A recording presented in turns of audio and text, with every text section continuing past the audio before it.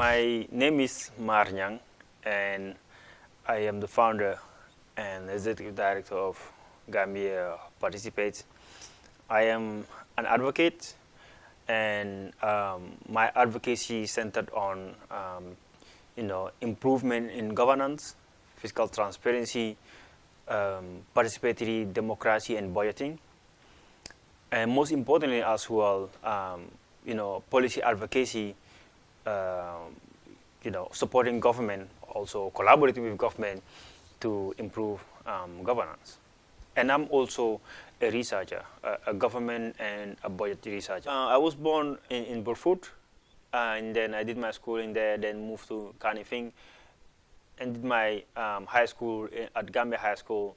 Then I continue to, so my activism actually started way at primary school. I always been trusted to do mobilization in class for collection of contribution, or supporting an individual who is underprivileged or needed support. So I've always been that person, mobilizing, facilitating for things to move and then make sure that there is change. So from there, I took student activism to another level, where I was appointed as the Vice President of National Union of Gambian Students, and there as well advocating for the well-being of the students. That was way back in, I believe, 2012, 2014. From there, started working in a law firm, making research about law, coming up across law reports, court cases, reading, and I started building interest in governance. And sometimes when I read the law and see what is happening, I realized there was a big mistake that we were getting ourselves into. So I said, I need to move on. So I left the law firm. That was in 2016, before the election. I started going out, asking people, sensitizing people about the significance of elections, citing the law. Even though I'm not a lawyer, but I do a lot of research on law, and I informed them about the significance of elections. If you want to change the status quo, this is what you have to do. Basically, those were the things that I was doing. The idea of Gambia Participate actually came this way. It was actually in Ghana. We were, back then, early 2016, we were having this conversation about community participation in governance. So, we come up with a hashtag to say, we participate. And I said, well, we participate. And I said, if we can participate, then Gambia can participate. And this was at regional, or should I say, continental level. So I said, well, it's time for Gambia to participate. So that's where I came up with the hashtag Gambia Participate. So I was just basically doing social media. And I think the infographics are still there, very bad infographic. I was just starting. So putting information there, we need to vote in elections.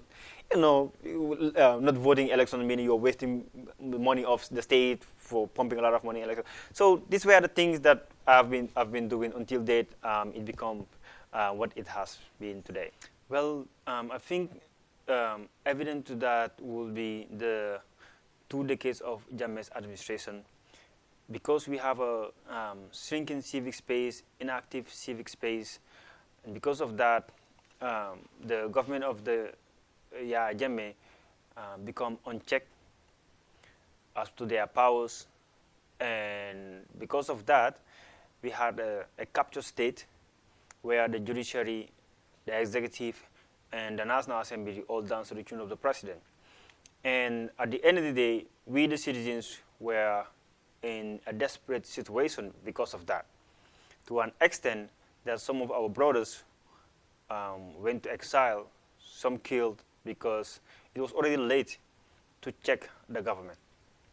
Now, if you wanted to avoid such situation where you have a captured state, the governance is about representation, and the government is a representative voice of the people.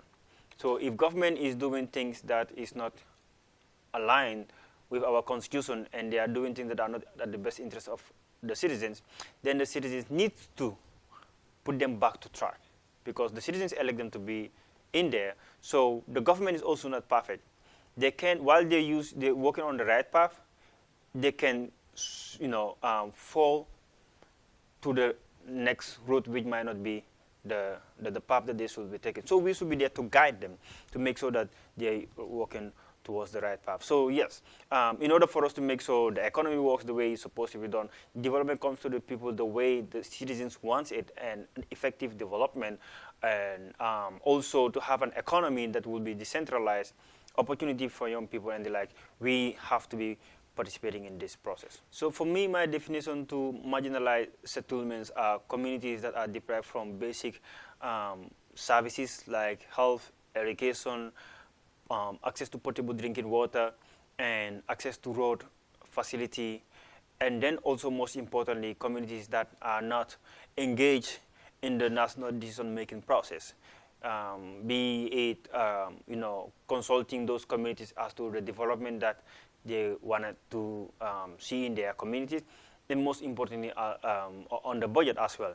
So these are my indicators that I will use to determine marginalized communities. So I think young people have always been used as a frame to protect the image of a government and a party. But in terms of decision-making process, they're always left behind.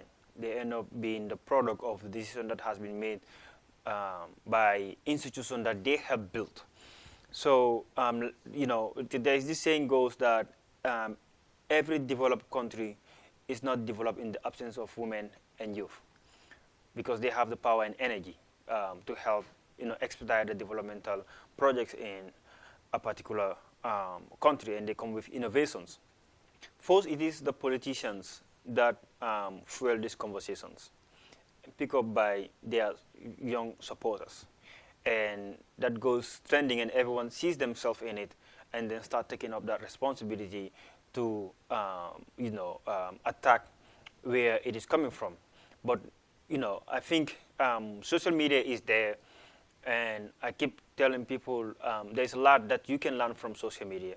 You can also use social media to earn a living. Do not spend your megabytes, do not spend your hundreds or thousands of dollars to go on social media to look for faults and then start attacking them, fighting them. What is that bringing to you? Anything that you are doing in life, you need to ask yourself a question. Self-interrogate yourself and ask, what value is this giving me? How is it changing my life for better? Insulting, attacking doesn't add any value in your life. It doesn't bring in any good thing in your life, but the contrary. So, and you don't want them to be perceived as someone else who is abusive. Because the social media is a global village. Whatever you say or do is there for the longest time. And someone else can pick this up and then screenshot it. Even if you delete it, they have the record. And in the near future, when you want to, apply for a certain job, you never know who is the job giver in that institution. Perhaps it could be the ones who have been following the activity that you've been doing and then have a screenshot of your post through how it has been shared. So, let's use social media to add value in our life, but not the contrary. At Gambia Participates, we believe in digital governance. And this is something that we've been advocating for the longest time. We're always trying to look for ways to, or to make so the information gap that is there, we kind of step in and then make sure we bridge those gaps. We realize elections are very interesting period, but the young people do not have the interest. They lack there is high apathy for young people to participate in elections because it is always done in the traditional way. And we are in a digital world. Every single thing that you can think of, right, there could be a digital solution to it. Now, then, when there is elections, you want to get to know a candidate, you have to go to a rally to know what that candidate has to offer. Or you need to be asking people around who is this candidate. Now, come election day, when the results are being announced, you have to sit on your TV and have your radio beside your ear to listen to what IEC will announce as per the results. And this could go all along the night. So people are on the move, right? And they needed something else that can keep them abreast, that can keep them informed about the current political situation and the results that are coming from the IEC. So in 2018, we came up with this Marble app. and what it seeks to address are the things that I've just mentioned. And as a result of that, it gives past election results.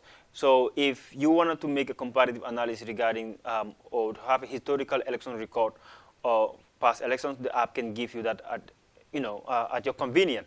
And then also, we also realize that there is limited information or limited understanding on the electoral boundaries. So we also provide information as per the electoral boundary demarcated by the IEC. Election results, as well, we were providing live election results in the 2018 local government elections. So as they were coming from the IEC, we were updating it. So even if you are in the diaspora, you don't have GRTS or you don't have access to local radio, you can get those results at your fingertip. And that was also enabled by the app. So this time around, we've added more features to it as users can interact with the resource as per the map of the Gambia. So the developers were smart enough to come up with a map whereby if you click on URR, you should be able to know, the URR, the map will show the color of the party that is leading. Let's say, for example, party A with color A is leading in URR, then the map will turn to color A in URR. The same thing for LRR, NBR, CRR, Banjul, and West Coast region. So with this, we also are trying to, bring in young people to participate in national matters. And then we added a very interesting feature, which is called I voted sticker. We know young people like to share their excitement on social media. So with this I voted sticker, when you click on it, and it gives you the option to share it on WhatsApp, Facebook, any Twitter, Instagram, any other platform that you wanted to share it, it will go on that platform. And the idea is when people get this, they will have the interest to go and vote and also celebrate that I've voted. So that's the reason why we added these features, but then also provided information about political parties. So if you wanted to know a candidate, you can basically look at that candidate's information, date of birth, where they're from, the party that they're representing, their manifesto, and the history of the party when it was established, who was the party leader. So all of this information that people wanted to know about candidates, political parties, elections, the app make it easy. That's the reason why we said Marble election made easy. Actually, the complex things about election has been simplified. Well, every employee, once you are employed by an employer, you always want to perform better so that before your contracts end, the employer will renew your contract. The same thing with governance. You employ or you give your voice to a group of, an organized group to represent or manage your affairs at national level. So those that are there needs to make sure that they perform better so that you can renew their contract if you think they are qualified for it. And if not, you change your mind and you give it to someone. It's like a service that you're giving to someone else. Election gives you the opportunity to monitor the performance of those particular institutions or group of people that you've put in there, whether they've been providing the services that you have asked them to do or not. And if you think they are not giving you the opportunity, you look for an alternative solution. But also, if you think they have been doing what you have asked them to do, you renew their, you renew their opportunity for them to stay in power. Election is an important, moment, and it also gives citizens the opportunity to monitor the performance of the government that they have elected in power to provide them goods and services. So that's the reason why in a democratic situation you get to evaluate whether this particular group of organized people or organized institutions have been providing the necessary services that you have voted them to provide for you. And if it is actually the case, you renew their contract, meaning you give them another mandate. If it is the contrary, you look for another competent person that you think you can replace with the one that you have there before to improve the public service delivery and then also manage your wealth as it is supposed to be managed, and then also decentralize the wealth so that there is poverty reduction in the country and people live a dignified life. So I think in a democratic, a country, this is what election seeks to achieve. Comparing to authoritative or a monarchical system of government where there's only one ruler who's been ruling forever. So I think this is the reason why we need to first evaluate candidates and the plans that they have before we actually get them into power. And it also gives citizens the opportunity for them to decide and then also participate in the decision-making process as to, casting their vote, because when they cast their vote, you are, controlling the ship, or you are determining the destination of your journey. Democracy depends on the country context. The democracy in the US and the democracy in Britain could be different from the democracy in the Gambia, because the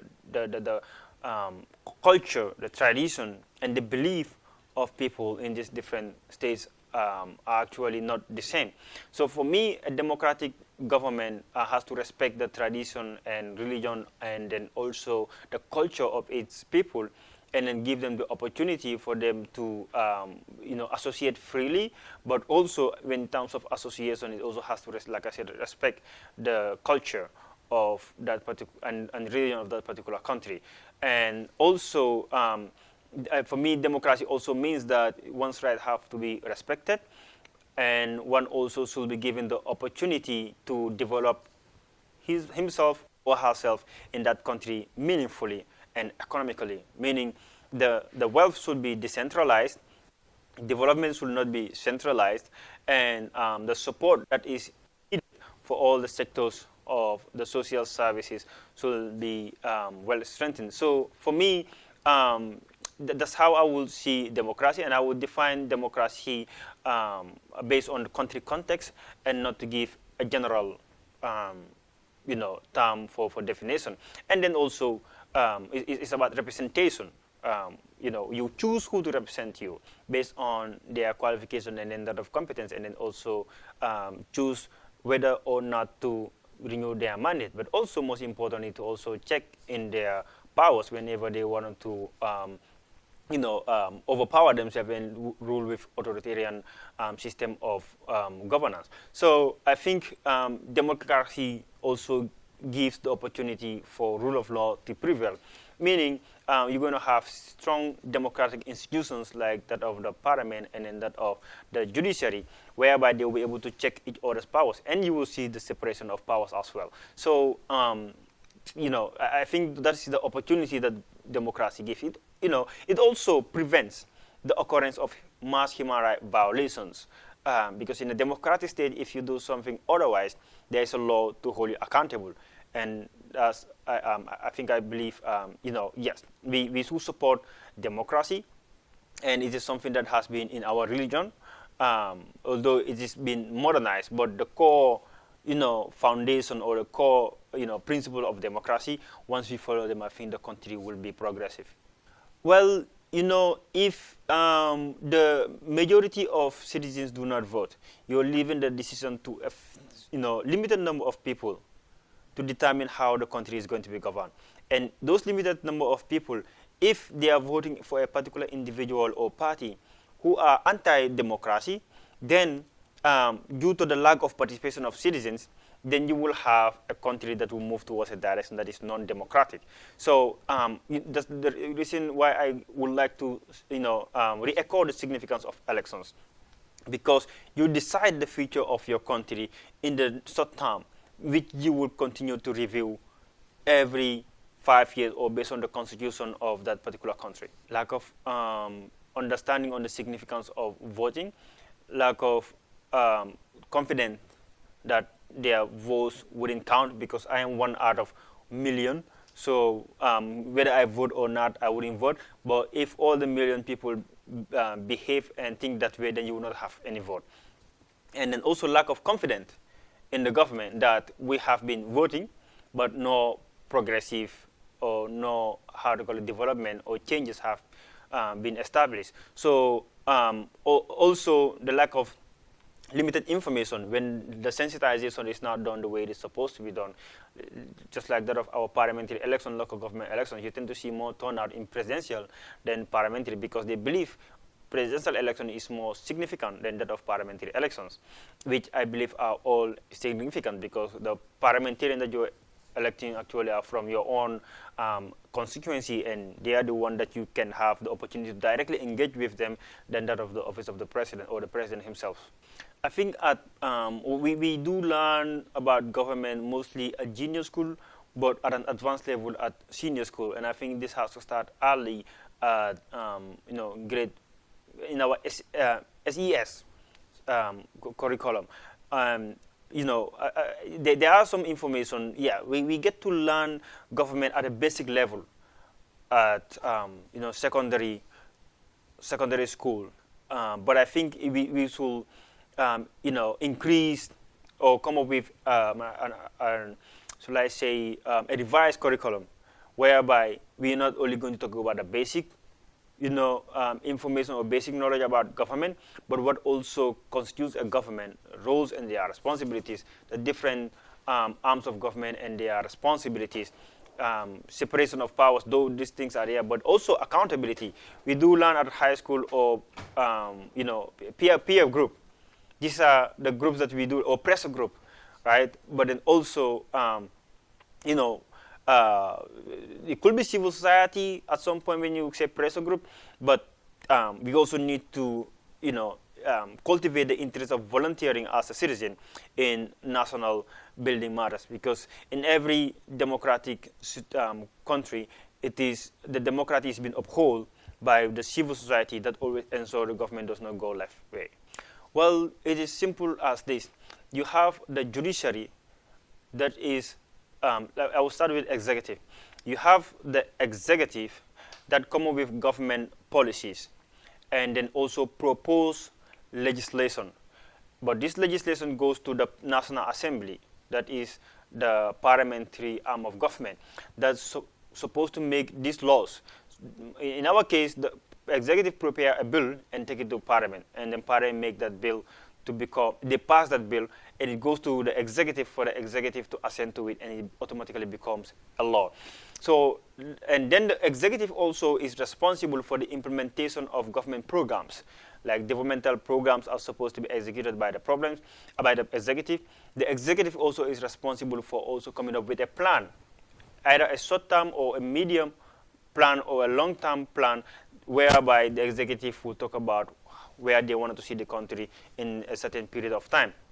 And they are also responsible for soliciting funds, and they do business in the form of state-owned enterprises, collecting revenue, be tax or non-tax. So basically, they are also a business entity whereby they collect money in the name of the state, and then execute those monies to develop the country. And then also you have the executive that is supposed to implement or enforce the laws that have been made by the legislature. So that's where you have the police that are supposed to uphold the rule of law and enforce the laws that have been made. On the other hand, you have the parliament. The National Assembly, in our case, it is an oversight institution. It is the body that represent the voices of all Gambians, and that's the reason why you have 53 constituencies. Each constituency elect a citizen or a local from their own settlements to represent their voices at the National Assembly. So this is the reason why many will say the word parliament comes from a French word parler, means you have to talk, you have to speak on behalf of your people. So the legislator have to ensure that the interests of the citizens are protected. When the government wants to get into certain deals or business that are against the interests of the citizens, they block it, and then also make laws that will protect the democratic space of the country, but also, most importantly, mainstream the interests of their own localities. Make laws also that will ensure that you have a democratic space. You have the judiciary. The judiciary's role is to interpret the laws. If the law is being broken and someone else is prosecuted, let's say by the executive have the mandate to arrest, but they cannot sentence someone else to prison. that has to be done by the judiciary. So the judiciary has to look at the relevant clauses or provisions in our rule book and sanction the guilty person based on the definition of the law. Every penalty is is sanctioned by law. So the judge will have to make those sanctions based on the scope of that particular law that has been broken. And then you also have the judiciary that also interprets whether the executive or the legislature has stepped out of their scope of work, meaning their legal boundary. If they go beyond those legal boundary, the judiciary is the arm of government that can look at the relevant laws and then tell the executive or the parliament, you have gone beyond the powers that have been given to you by the law. So these are basically the different roles of government institutions. First, I will give you the issue of the selling of the president's property, the former president Yahya Jammeh, when the executive decided to go and then auction his confiscated properties that comes from the Jammeh Commission. The court made a ruling that the executive does not have the power to do it because that court document or the court recommendation is not legally binding. So they made a stop to it. The second thing for the executive is when the IEC also conferred power to the mayoress, a power that she does not have to give certain documents to Banjulians. The court said that is illegal because the IEC's power is limited by law and they cannot work outside the scope of the law that it mandates them to work. And then you have the National Assembly when they decided to allocate themselves loans by inserting a budget line item in the estimates of revenue and expenditure for 2021. The Supreme Court made a decision that your role is to do budget oversight but not to create a budget. The role of creating budget rests with that of the executive. So these two cases we actually, should I say, litigated these cases at the High Court, and we got those two in our favor, both the attestation and then that of the loan. So basically, what we try to do is to defend separation of powers. You have your own power that is defined by law as an executive, and the same thing with that of the judiciary. If you go beyond it, should we let it go? No, we need to make sure that you work within the powers as per the law, and that law we also need to understand that it's the law that people want to govern it, because every law, every constitution has to go through a referendum. The people have to say, yes, we want this rule book to rule us. So you cannot go beyond that. Political parties have their manifesto. They come with their manifesto, we get to read them. We do not have any mandate to tell them, your manifesto is not good, you should, or this is not realistic. This is what they said in paper, and they also campaign to electors that give me your vote. If you give me your vote, these are the developments that we bring to you. So for us, the civil society, our role is to monitor the promises of these candidates.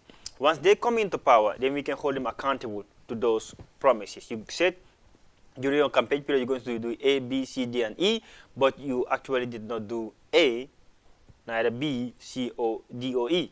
So why are you not doing this? And the accountability process started at that level.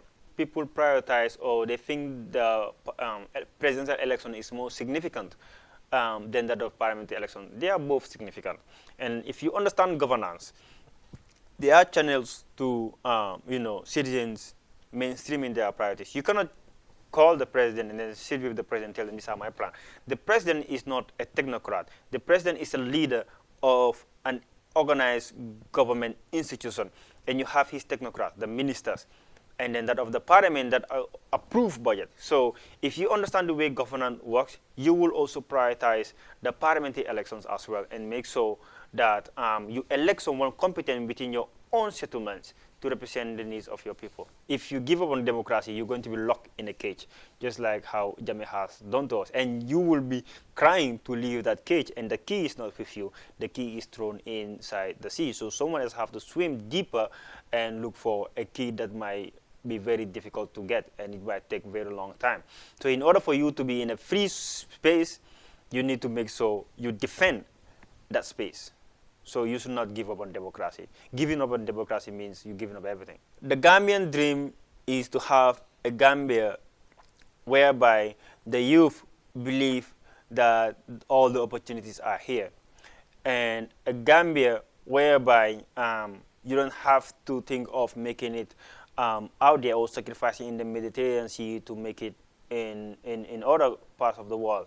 A Gambia whereby we will have a leader that will unify the country, develop the country, take the country to the promising land, in a sense that all the developmental needs of the people is there.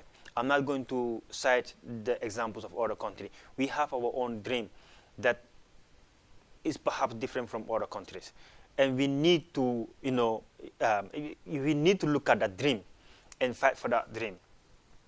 There's this slogan in the US that said the American dream. Everyone wants to live an American dream, and because they've worked for that dream, even non-Americans want to live the American dream in the United States. So how can we also make the Gambian dream a reality? Meaning you are born and then you are successful in this country because the opportunities are there. So we need those leaders that will make sure the opportunities are there. Once the opportunities are there, then the sky is not actually the limit. Every household has a budget. Locally we call it a dépense. And that dépense is meant to fend the family for an entire day. In our country we also have a budget, not for a specific date, but for a certain period of time, that is from January 1st to December 31st. Now, that budget is also supposed to make us not to be hungry. That budget is also not supposed to make us not to be lacking the basic services. And also that budget is also supposed to improve our life. But how can you improve my life when you don't know the type of improvement that I need in my life, when you do not consult me? So if I actually needed should I say, if I wanted, supakanja as my favorite food, and then you brought me nyankatang when I'm allergic to certain ingredients, then I'm not going to eat that nyankatang, and that's going to be waste of money. So in avoiding that, I believe it was going to be,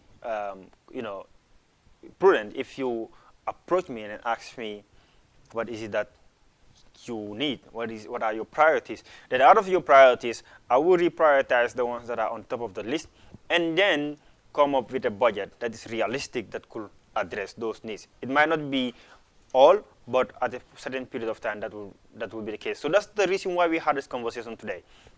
We realize our budget is top-bottom approach, and as a result, development in this country is always at the same level.